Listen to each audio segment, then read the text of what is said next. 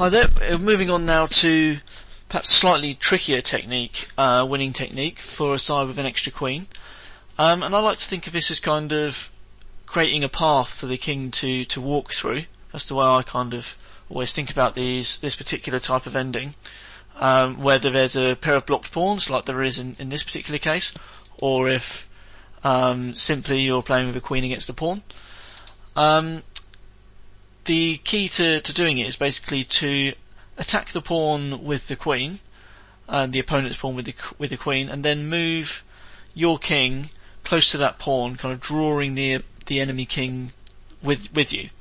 And you'll see this in this example. So first of all, white can move the king towards the pawn, like so, and then brings the queen in to sort of touch with the pawn.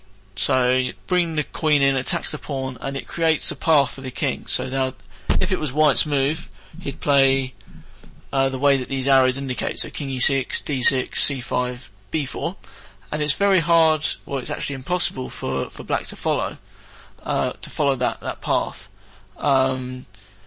If it was white to move now. So for example, if black maybe played just a slightly inaccurate move, I mean, black has lost it in any case, but a slightly less robust defence with king g6. White could simply move this king. Of course, if black ever didn't follow white, then white would be able to mate him quite simply with the queen. So black really has to follow it to make it slightly more difficult. But now, after he gets to this point, it becomes clear that if black now plays king c5, he's simply going to get mated. Queen takes d5. So he kind of has to move away from that, and then he'll simply be mated in short order. So instead of playing king g6 in that case, it's a slightly better defence to play king f6. And the reason for this is that although still winning, if white continues in the same fashion, like moving the king away like so, and then king c5, king b4, black's actually managed to move the king over slightly, so he can now play king b5. So white should kind of avoid that. One way of doing it is, in this position here, playing queen e6.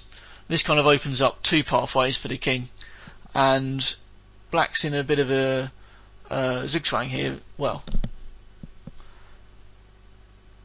if it was white to move, it would be fairly simply anyway with king e5, so maybe that's not the right word to describe it. But black basically is in trouble because he can't follow both paths of the king. So if black was to play king c6, white would run this way and then explode the king, while if black moved the other direction, so king e7, then white will run this way and win. So that's one way that white could do it, that nice queen e6 move. Another way is to just play queen e6 straight away, and now black has to kind of move back again with the king, so either g5 or g6. So let's say g5, and then white can win in that exact same way.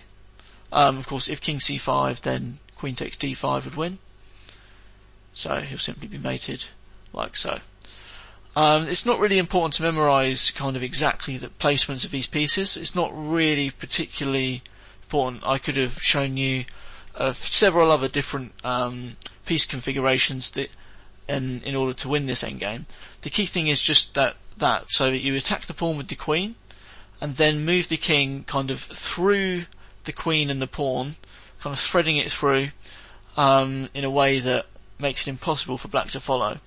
And generally when you get these endgames, of course, you have kind of, as long as you're not really short of time, you've got kind of 50 moves to kind of win these endgames. So often I see even strong players just kind of slightly misplacing the position, maybe allowing this example here where black followed all the way out and realising they made a mistake, and then simply setting it up and then doing it again and winning.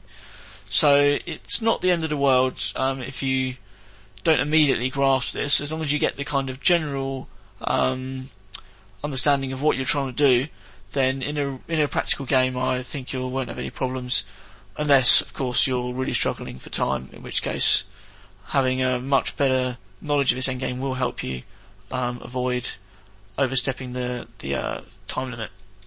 So in the next video we'll look at another similar endgame, but where basically where white doesn't have this extra pawn and is blocking with the king.